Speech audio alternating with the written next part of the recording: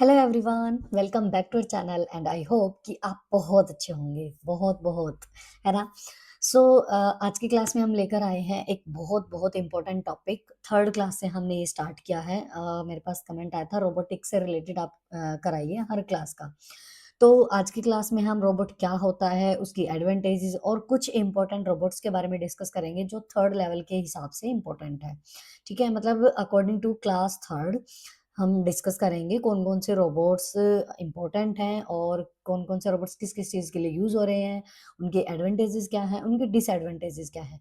उसके बाद ऐसे ही 4th में भी, 5th में भी। अब 5th में हमने एक चैप्टर डिस्कस किया था स्मार्ट ऑफ लिविंग मतलब स्मार्ट कांसेप्ट्स थे कुछ लिविंग ऑफ स्मार्ट लिविंग के। ठीक है? तो उसमें क्या था कि जैसे स्मार्ट वॉच हो गई हमारी, स्मार्ट टीवी हो गया, स्मार्ट डोरबेल हो गई, इस टाइप से रिलेटेड कुछ चीज़ें थी जो हमने डिस्कस की थी। वही सेम चीज़ें थर्ड क्लास में भी आती हैं, वो चैप्टर वैसे बहुत ईज़ी है। वही सेम चीज़ें थर्ड में भी हैं, वही चीज़ें सम चीज़ें 5th में भी हैं, ठीक है? तो आप प्लीज़ वो वाली वीडियो 5th की प्लेलिस्ट है ना, वहाँ से देख लेना कि स्मार्ट वैसे तो हमें पता ही है स्मार्ट टीवी किस लिए यूज़ होता है, स्मार्ट डोरबेल हो गया, स्मार्ट कैमरा हो गया, स्मार्ट वॉच हो गई, ठीक है? वो बिल्कुल कॉमन सी चीज़ें हैं, तो आप एक बार 2 की स्पीड से या जो भी जैसे भी आप देखना चाहो, आप देख सकते हो उसको, ठीक है? अदरवाइज़ आप 5th के मतलब अगर आपको ये लगता है कि नहीं बहुत ज़्यादा इम्पोर्टेंट नहीं है, हमें तो पता है ऑलरेडी तो नॉट एन इश्यू, बट जो रोबोट्स वाला है, उसके बारे में हम आज डिस्कस कर लेते हैं, जो कि इम्पोर्टेंट है, ठीक है? इसमें है ना हम जैसे जो भी इम्पोर्टेंट रोबोट्स हैं, उनमें हम सारी कंट्रीज़ और ईयर वगैरह किसने बनाया, कब बनाया, वो बहुत सी चीज़ें हम डिस्कस नहीं करेंगे। ना आती हैं, ना इतने सारे हम लर्न कर सकते हैं कि कितने रोबोट्स क्योंकि बहुत सारी ऐसी मशीन्स हैं, बहुत सारे ऐसे रोबोट्स बने हुए हैं। अब सबके बारे में तो हम नहीं जान सकते, लेकिन जो इम्पोर्टेंट है, उनके बारे में हम डिस्कस कर लेंगे। और इसमें इवोल्यूशन ऑफ एआई का चैप्टर है एक 4th क्लास में, वो भी बहुत इम्पोर्टेंट है क्योंकि एआई कैसे बना था, मतलब किस टाइप से डेवलपमेंट हुआ था, पहले कौन-सी मशीन आई, फिर किस टाइप के रोबोट्स आए, कौन-सी language I, programming language I, मतलब इस टाइप से चीज़ें हैं, वो ईयर हिसाब से हैं, वो किस ईयर में कौन-सी चीज़ आई, जिससे हमारा कंप्यूटर से रिलेटेड है ना, ऐसे ही, जैसे कंप्यूटर की जनरेशन होती है, फर्स्ट जनरेशन में इतने बड़े-बड़े कंप्यूटर्स थे, फिर धीरे-धीरे डेवलपमेंट हुआ, तो ऐसे ही एआई का भी है, तो वो भी एक बहुत इंपॉर्टेंट चैप्टर चैप्टर है, वो आप ज़रूर कर लेना, ठीक है? इस चैप्टर के बाद कर लेना चाहे इससे पहले कर लेना, वो कोई इश्यू नहीं है, ओके? तो चलिए स्टार्ट कर लेते हैं आज की क्लास को। सबसे पहले रोबोट्स होते क्या हैं? रोबोट जो है ना एक मशीन ही होती है, ठीक है? एक टाइप से ऐसी मशीन लेकिन जो स्मार्ट है। मशीन तो होती है लेकिन स्मार्ट होती है। एक तो जैसे हमारा जो कंप्यूटर होता है वो भी एक मशीन ही तो है, इलेक्ट्रॉनिक मशीन है।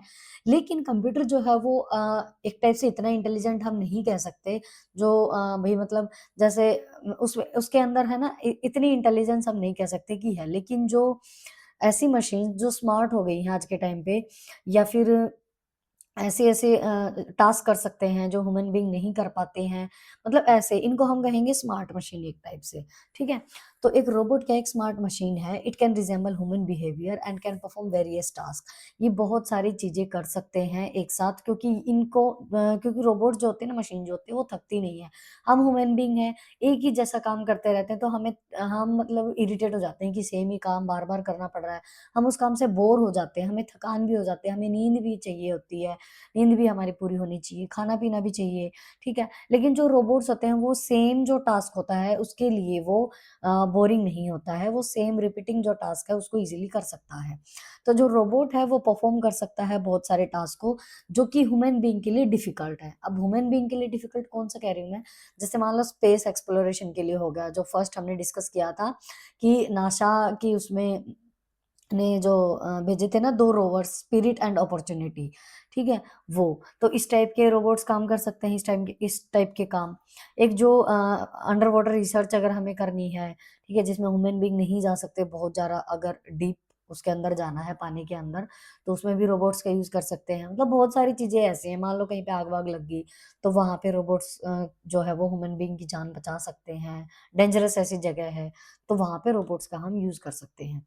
तो ऐसे रोबोट्स तो that robot look like human. अब जो रोबोट ह्यूमन जैसे दिखते हैं, हमारे जैसे दिखते हैं, सिर, हाथ हो गए, पैर हो गए, उनको हम बोलते हैं ह्यूमनॉइड रोबोट, ठीक है? जैसे ये रहा, ये हमारे ह्यूमनॉइड रोबोट है ये एक, ठीक है? फर्स्ट ह्यूमनॉइड रोबोट जो था ना, वो थी हमारी सोफिया, ठीक है? जिन्होंने इसमें एक जर्नलिस्ट को ये बोला था कि yes I can destroy human being, है ना? तो ये फेमस हुई थी सोफिया। ये फर्स्ट रोबोट है जिसको सिटीजनशिप भी मिली थी। Okay. Nowadays robots are used in various places. अब बहुत सारी जगह पे रोबोट्स आज के टाइम पे यूज होते हैं, जैसे हॉस्पिटल हो गया, स्कूल हो गया, होम हो गए। तो घर पे कौन से यूज होते हैं, स्कूल में कौन से होते हैं, हॉस्पिटल में कौन कौन से रोबोट्स हैं, उन सब के बारे में हम एक एक करके डिस्कस करेंगे। तो बहुत सारे ऐसे पॉपुलर रोबोट्स हैं। ठीक है, चलिए। सबसे पहले आता है एबो। अब एबो क्या है? एक रोबोटिक डॉग है। अब जैसे देखो, रियल डॉग की अगर हम बात करें, रियल डॉग में है ना, अगर हम वैसे भी हम उसको हेल्दी तरीके से रखें, हाइजीन रखें उसको, फिर भी उसका डर होता है कि अगर उसने बाइट कर लिया तो हमें रेबीज जैसी बीमारी ना हो जाए। ठीक है, या मतलब क्योंकि डॉग है तो मतलब कुछ भी हो सकता है ना, मतलब बाइट कर लिया उसने जैसे भी करके, हम बहुत ही ज्यादा लाड प्यार से रख रहे हैं उसको, लेकिन फिर भी ऐसा हो सकता है कि जो उसका मुंह की जो वो होती है लार, वो लग जाए या हमारे बॉडी के अंदर चली जाए, मतलब वट एवर द रीजन, मतलब कोई बीमारी हो सकती है हमें इस टाइप से। अगर हम देखें, वैसे तो देखो वफादार होता है ना डॉगी, लेकिन फिर भी तो मतलब जो ये एबो है, जिसको अगर मतलब डॉगी वगैरह पसंद होते हैं, जिसको एनिमल पसंद होते हैं, वो एक टाइप से जो रियल नहीं रखना चाहते, एक टाइप से वो रख सकते हैं। लवेबल रोबोटिक डॉग है ये, जिसकी पर्सनैलिटी और जो बिहेवियर है वो टाइम के साथ चेंज हो जाता है। It has the ability to identify its owner's face. अब देखो, जो रियल वाला डॉग होता है, जो एनिमल, वो ओनर को इजीली पहचान लेता है, क्योंकि देखो डॉग के अंदर ये होता है ना कि अगर वो स्मेल कर ले अपने ओनर की, तो वो पहचान लेता है उसको इजीली। तो जो ये रोबोटिक डॉग है, ये भी ऐसे ही है, वो भी अपने ओनर का फेस जो है वो आइडेंटिफाई कर लेता है, पिकअप स्माइल्स करेगा, कॉम्प्लीमेंट्स देगा एंड लर्न न्यू स्किल्स, और नई नई चीजें भी वो सीखता रहेगा। अब जैसे एनिमल होता है, उसको भी तो हम ऐसे ही प्यार से रखते हैं ना, उसको भी नई नई चीजें सिखाते हैं कि यहाँ बैठो, उधर जाओ, उधर मतलब यहाँ नहीं बैठना आपको, तो वो सारी बातें मानता है अगर हम उसको सारी चीजें सिखाते हैं। तो ऐसे ही हमारा जो ये रोबोटिक डॉग है एबो, ये भी इसी टाइप का ही एक टाइप से पेट है। It also enjoys being petted. तो ये एंजॉय करता है। ठीक है, तो new new thing, new new skills ये सीखता है। ये है हमारा रोबोटिक डॉग। ओके। उसके बाद आता है मित्रा। अभी मित्रा क्या है? मित्रा एक जो है वो 5 feet tall humanoid Indian robot है। ह्यूमनॉइड रोबोट मतलब अभी हमने डिस्कस, ह्यूमनॉइड रोबोट का मतलब है जो ह्यूमन बीइंग की तरह दिखता है, ये रहा। ठीक है, ह्यूमनॉइड रोबोट है, 5 फीट टॉल है, 5 फीट लंबा, can converse intelligently with people. It can speak, बोल सकता है, फेस को रिकॉग्नाइज कर सकता है, एंड प्रोवाइड रेलिवेंट गाइडेंस। और अगर जिस टाइप की अगर मतलब जरूरत है गाइडेंस की, तो वो भी वो प्रोवाइड करता है। It can also understand many different languages. ये बहुत से डिफरेंट लैंग्वेजेस को भी समझता है। इट कैन ग्रीट कस्टमर्स, और ये कस्टमर को ग्रीट करने के लिए यूज होता है। एक टाइप से हम ये कह सकते हैं कि कस्टमर जब आते हैं तो ये ग्रीट करता है। अब जैसे देखो, इसको यहाँ पे मित्रा को यहाँ खड़ा कर रखा है ना, रोबोट को, यहाँ पे हमारे पीएम है और यहाँ पे, तो मतलब ये हमारे जो गेस्ट हैं इनको ग्रीट करने के लिए इसको यहाँ पे खड़ा कर रखा है एक टाइप से। तो बोल सकता है, ये फेस को रिकॉग्नाइज कर सकता है, गाइड कर सकता है, बहुत सारी लैंग्वेज समझ सकता है, और कस्टमर को ग्रीट करता है। ये हमारा मित्रा, ऐसे भी याद रह जाएगा, मित्र है हमारे, एक टाइप से ग्रीट कर रहा है। ठीक है, उसके बाद नेक्स्ट आता है न्यूरो। न्यूरो का है, न्यूरो बहुत इंपॉर्टेंट है, क्योंकि ये एक टाइप से ऐसा रोबोट है, गाड़ी की तरह है ये, ड्राइवरलेस।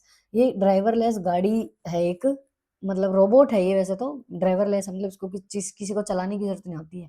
ये क्या काम करता है? डिलीवरी का काम करता है। कस्टमर को कुछ भी फूड डिलीवर करना है या कुछ भी है, तो उसको काम कर डिलीवर करने का काम करता है। कस्टमर जो है वो सिंपली इसके पास आते हैं, वेट करते हैं बाहर आउटसाइड, और जो रोबोट है वो आता है। उसके बाद जैसे जो भी कस्टमर आएगा उसको पिन कोड भरना होता है, मतलब कोई पासवर्ड हो गया, ऐसे तो कोई भी ले जाएगा खाना।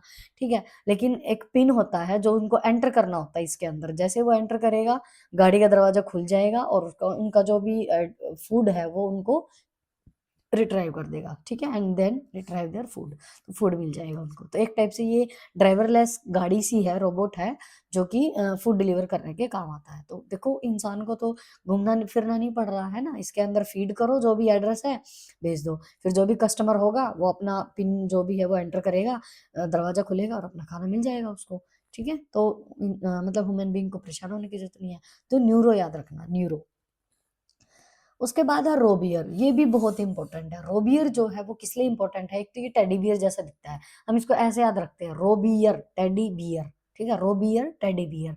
अब ये टेडी बियर जैसा दिखता है, इसका काम क्या है, ये पेशेंट को बेड से उठा के व्हील चेयर पे रखने का काम करता है। अब जैसे मान लो कई बार होता है ना कि काफ़ी ह्यूमन बीइंग ऐसे होते हैं जिनका वेट बहुत ज़्यादा होता है, तो उनको उठाने में परेशानी होती है। तो 2-2 3-3 बंदों को लगना पड़ता है ना उसको उठाने के लिए। तो इस उसमें ना हॉस्पिटल में इस रोबियर का यूज़ किया जाता है, रोबोट का, जो उनको पेशेंट को उठाता है और व्हील चेयर पे अ, मतलब रखने का काम करता है, लिफ्ट करने का काम करता है उनको। तो Robear is a high tech nursing robot है। It likes a teddy bear, याद करने का मैंने तरीका बता दिया, Robear, teddy bear. It is used to lift a patient from a bed into a wheelchair. ठीक है? तो ये इस टाइप का रोबियर हमारा रोबोट है। नेक्स्ट आता है हमारे पास साइबर डॉग। अब ये क्या है, डॉग, नाम से पता चल रहा है ना डॉग, मतलब डॉग जैसे ही इसके वो जैसे 4 पैर हैं ऐसे इसके, 4 लेग्ड रोबोट है ये, जिसका नाम दिया गया है साइबर डॉग। ये बहुत जल्दी-जल्दी चलता है, 3.2 मीटर पर सेकंड। तो 3.2 मीटर पर सेकंड मतलब 1 सेकंड में ही 3.2 मीटर पर चलता है, ये जल्दी-जल्दी मूव करता है। It can follow the motion of objects.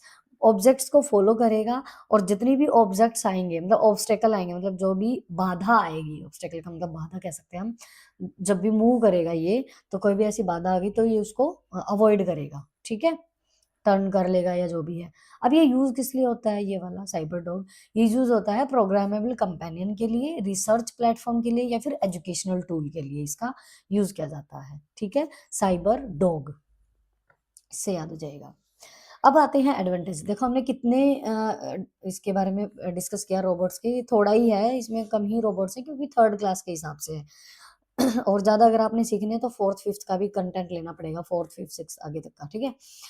Second हमारा मित्र हो गया, थर्ड हमारा न्यूरो हो गया, फोर्थ हमारा रोबियर हो गया, फिफ्थ हमारा साइबर डॉग हो गया। तो 5 रोबोट्स के बारे में हमने डिस्कस किया, बहुत है ये।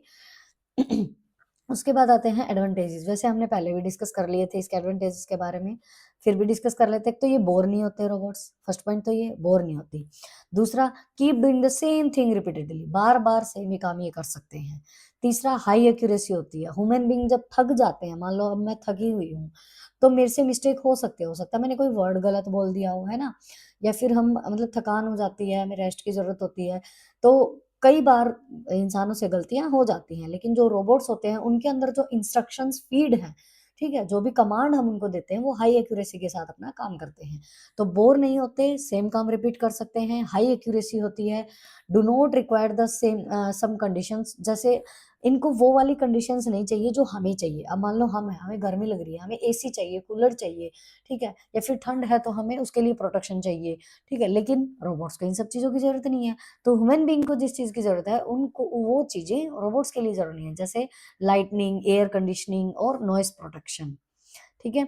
और इसके बाद हमारे पास ये हो गया 5th पॉइंट है कि can work in places that are dangerous for humans, जो ह्यूमन बीइंग के लिए डेंजरस है, जैसे स्पेस को एक्सप्लोर करना, अंडर वाटर हो गया, रिसर्च हो गई, या फिर कहीं ऐसी डेंजरस जगह हो गई जहाँ ह्यूमन बीइंग नहीं जा सकते, वहाँ रोबोट्स का हम यूज़ कर सकते हैं। तो 5 चीज़ें, 5 इसके एडवांटेजेस हैं। एडवांटेजेस आ जाते हैं रोबोट्स के, जैसे मान लो कुछ पॉइंट्स दिए, फिर पूछ लेंगे इनमें से कौन-सा इसका एडवांटेज नहीं है, तो नहीं है में किसी भी पॉइंट में नोट लगा के दे देंगे, तो एडवांटेजेस हमें पता होना चाहिए।